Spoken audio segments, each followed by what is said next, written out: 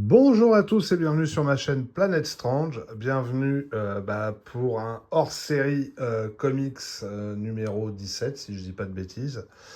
Retour sur le magazine Planète des Singes. Donc celui-ci, c'est le Planète des Singes numéro 6. Cette couverture, pour ceux qui connaissent le magazine français La Planète des Singes, édité par les éditions Lug. Eh ben, cette couverture reprend la couverture du numéro 8. Donc, ça serait l'équivalent de celui que je vous ai présenté la dernière fois. Donc, celui-ci. Donc, je vais pas ressortir tous mes magazines Planète des Singes parce qu'ils sont rangés, machin, c'est toujours un peu compliqué. En revanche, la VO, je l'ai sous la main en ce moment puisque j'en ai d'autres à vous faire voir. Donc, on continue l'exploration de ce fantastique magazine. Avec Odo, faut changer de look. Il a une bonne tête de vainqueur, celui-là. Hein. Norman, ça te dit pas une coupe de cheveux comme ça, avec ce sourire ultra bright? Ah, écoute, on serait pas mal comme ça. On serait beaux gosses, hein, tous les deux. Hein. Donc, voilà, ça c'est le journal du numéro 8. On va regarder ce qu'il y a à l'intérieur. Tout simplement, waouh, avec une magnifique photo du général. Alors, j'imagine que c'est le général Urko, hein, de la série télé, parce que il me semble pas que ça soit le même maquillage que celui du général Ursus dans Le Secret de la Planète des Singes. Toujours, vous pouvez voir le menu avec des récits qui vont être sympatoches, comme dit l'autre. C'est toujours Doug Monk et Mike Plug au dessin. Alors, Doug Monk au scénario et Mike Plug au dessin. On a toujours ce courrier des lecteurs dont je vous ai déjà parlé et qu'effectivement, un jour ou l'autre, je vous ferai une traduction quand j'aurai le temps. Hein. Des dessins toujours aussi incroyables de Mike Plug. Regardez-moi ça, c'est une merveille. Donc ça, c'est la série spin-off Terror of Planet of the Apes, que j'adore. Enfin, en tout cas, j'ai adoré les premiers épisodes. Malheureusement, la série s'enlise après, mais elle est vraiment d'une richesse dans les tout premiers épisodes. Et puis des dessins de Mike Plug, franchement, incroyables. Alors, je sais pas si ça... Bah non, ça résonne pas, celui-là.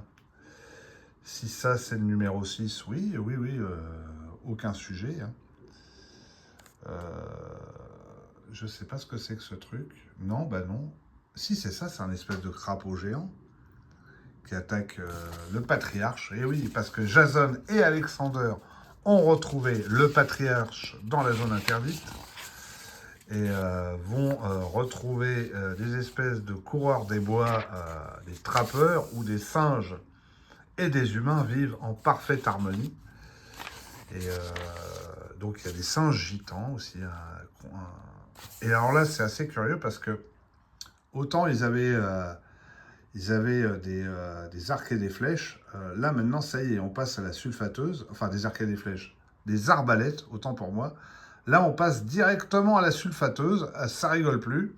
Par contre, j'adore leurs uniformes qui sont très différents des uniformes. Enfin, qui sont inspirés, mais différents des uniformes des films et de la série télé des années 70. Voilà, c'est toujours un plaisir à regarder ces dessins-là.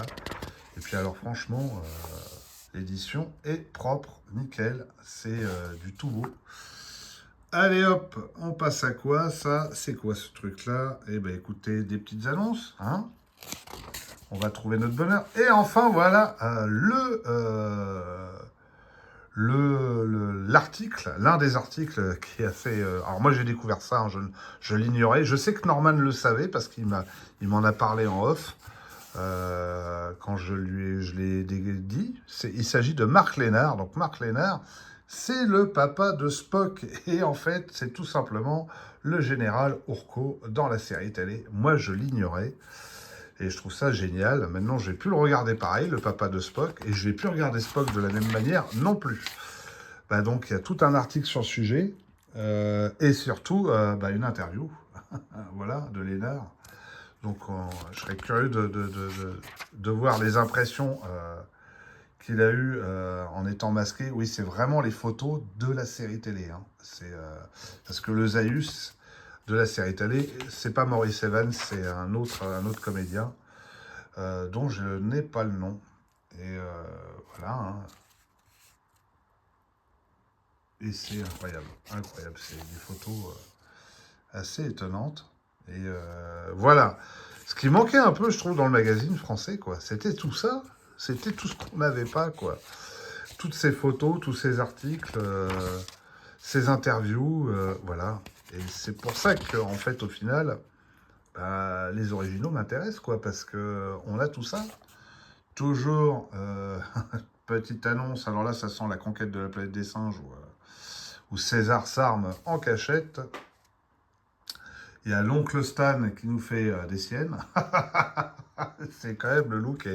Et puis Bruce Lee, parce que c'est comme ça, Bruce Lee. À l'époque, Chuck Norris la ramenait pas. Eh oui. Et on continue, on continue. Alors là, c'est toujours du maquillage, hein, sur le maquillage des films ou de la série. Là, il parle des évadés de la planète des singes. Donc il faudrait que je... Ah mais franchement, il va falloir que je m'y colle à un moment donné. Et puis on arrive à l'adaptation du film, du premier film, qui est... Évidemment, les films étaient découpés en 6 parties. Là, il s'agit comme c'est le numéro 6, et oui, on arrive au climax final de la Statue de la Liberté. Donc là, on est dans la grotte avec Charlton Heston, qui ne ressemble pas à Charlton Heston. Mais là aussi, je vous renvoie à la vidéo que j'ai fait sur la planète des singes, le bulle d'air numéro 17.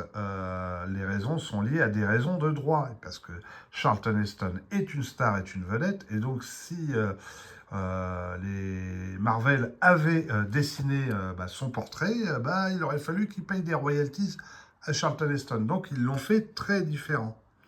C'est pas le seul, il y a d'autres situations avec d'autres comédiens. Hein. Donc là, au dessin, c'est Georges Tusca. C'est le fameux passage de la poupée. Ce qui me permet de faire une transition sur Kingdom of Planet of the Apes, le film, le dernier, le 10e, qui essaie de faire le lien entre cette espèce de prélogie ou de reboot. Alors, beaucoup de gens voient ça maintenant au départ comme un reboot, les derniers Planètes des singes. Ça devient de plus en plus un préquel. Hein, ce film, Kingdom, commence à tisser les liens entre les origines de la planète des singes et la franchise de la planète des singes des années 60-70. Alors là, je vous vois, vous allez me dire, mais non, mais c'est pas possible, puisque de toute façon, dans les 5 films, Cornelius et Zira, ils remontent le temps, et c'est ça qui va déclencher la planète des singes, et patati et patata. Eh ben non, il y a forcément un début. Et c'est ça le truc qui est intéressant. Il y a forcément un début avant que Cornelius et Zira remontent le temps. Et c'est un peu ce qu'explore ce nouveau réalisateur. Alors évidemment, est-ce qu'il a convaincu les studios d'Hollywood, la 20 et Disney pour son projet de trilogie? Moi, je trouve l'idée intéressante d'essayer de rattacher justement un point de départ d'origine qui a provoqué tous ces changements au cours du temps. Parce que s'il n'y a pas le César de la dernière trilogie, il n'y a pas Charlton Heston. Enfin, Charlton Heston débarque peut-être dans le futur, mais il débarque pas à l'époque de la planète des singes. Enfin, il débarque pas avec des singes forcément qui seraient au pouvoir. Peut-être que c'est des humains qui auraient à sa place. Donc tout ça fait que il y a un point de départ qui va entraîner d'autres changements puisque le vaisseau spatial du coup, va entraîner un retour dans le passé après la destruction de la Terre. Alors vous allez me dire, oui mais attends, planète, t'es bien mignon, mais la zone interdite, c'est bien un contexte de Troisième Guerre mondiale? Peut-être, ou peut-être pas. Et si, tout simplement, il n'y avait eu qu'une seule explosion nucléaire localisée à New York? C'est peut-être ça qu'on va nous raconter aussi. Les nouveaux éléments du dernier film nous racontent pourquoi la navette spatiale revient sur Terre. C'est un élément qui n'avait jamais été expliqué dans les films d'origine. Pour quelle raison cette navette est revenue sur Terre 2000 ans, 2000 ans dans le futur? Il n'y avait aucune raison. Elle aurait dû partir dans l'espace, dans la constellation qui était prévue. Ça, le dernier film, y répond. Il nous amène d'autres éléments intéressants, c'est la fameuse scène de la cave, donc ce que nous avons là, la scène de la poupée. On a les éléments de la poupée. En plus de ça, je vous rappelle que Cornelius, qui est archéologue, explique que sur les couches supérieures, on retrouve les traces d'un corps de gorille. Effectivement, on voit un gorille se noyer dans cette grotte, dans ce bunker. Donc, ça tient assez la route. Pour l'instant, on verra la suite, parce que... Et puis les mutants, les mutants, ce sont ces fameux humains qui ont rappelé le vaisseau spatial sur Terre et qui parlent et qui, eux, vivent en autarcie dans des bunkers et qui pourraient bien subir des mutations qu'on va nous expliquer par la suite, probablement dans la suite des films. Donc voilà, moi je dis, oui, ce dernier film est en train d'essayer de rattacher les wagons. Et je trouve ça plutôt intéressant. Maintenant, on verra. Ce que je n'espère pas, surtout, c'est un remake du premier, de 68. Je trouverais ça ridicule. Voilà, le film de 68 est un bijou et un chef-d'œuvre. On n'a pas besoin de plus. Ah oui, ça, c'est le dessin que... J'ai déjà vu quelque part, ce dessin. Ah ben oui, c'est sur le... Oui, d'accord, je crois savoir. C'est Jean-Yves Mitton qui a dû le refaire, ce dessin-là. Hop, et puis voilà, Kung Fu, Karaté, la Statue de la Liberté, Norman fait de la muscu, et on est pas mal quand même. 11 minutes pour parler de la planète des singes, c'est pas mal. Et puis re-karaté, re-savate, re-machin, et vive Chuck Norris. Bref, la suite au prochain épisode. Et puis, je continuerai à vous présenter des Planet of the Apes que j'ai et voir peut-être d'autres choses que j'achèterai à l'avenir. Alors, n'oubliez pas, partagez, commentez, abonnez-vous, un petit pouce. Et puis, je vous dis à très très vite. Bisous à tous!